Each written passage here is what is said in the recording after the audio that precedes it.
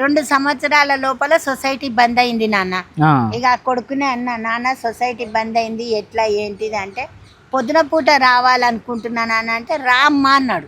పొద్దున 10 నుంచి రాత్రి 9 దాకా నాన్న. నాకు జీతము 12,000 ఇస్తున్నాడు. అప్పట్లో జీతము 3,000 కానీ అప్పుడు 3 లక్షలతో సమానం అవి.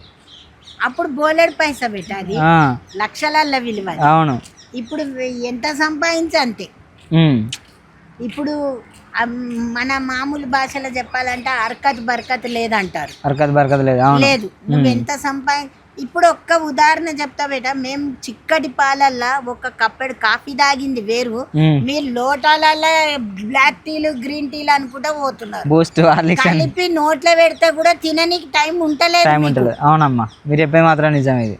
మేము కలిపి నోట్లా కాదు, ఇట్లా తిని మా అమ్మ వాళ్ళు ఇగో తినుండి అని ఇట్లా వేస్తే అది ఏరుకుంటా కసురుకుంటే ఇట్లా తిన్నా కూడా మాకు కడుపు నిండేది. లక్షల కోట్లల్లో బతికిన కొడుక నేను. యాజ్ ఈ రోజు ఇగో నేను ఎవరిని, నాకు 2 కొడుకులు 1 బిడ్డ. బిడ్డ దగ్గర ఉంటున్నా, ఎందుకంటే ఈ బట్టలు పిండేయడానికి. నాకు మొన్న పడ్డాను, ఫ్రాక్చర్ అయింది, చెయ్యి వంకర అయింది.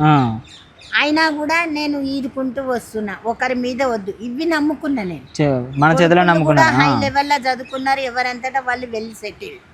నేను ఒక్కదాన్ని కష్టపడతా, నేను ఒకరికి బరువు భారం కావద్దు. ఆయన ఎప్పుడు భగవంతుడు రా అమ్మ పోదామంటే పాయ్యా వస్తా అన్నట్టుగా ఉంటాను నేను.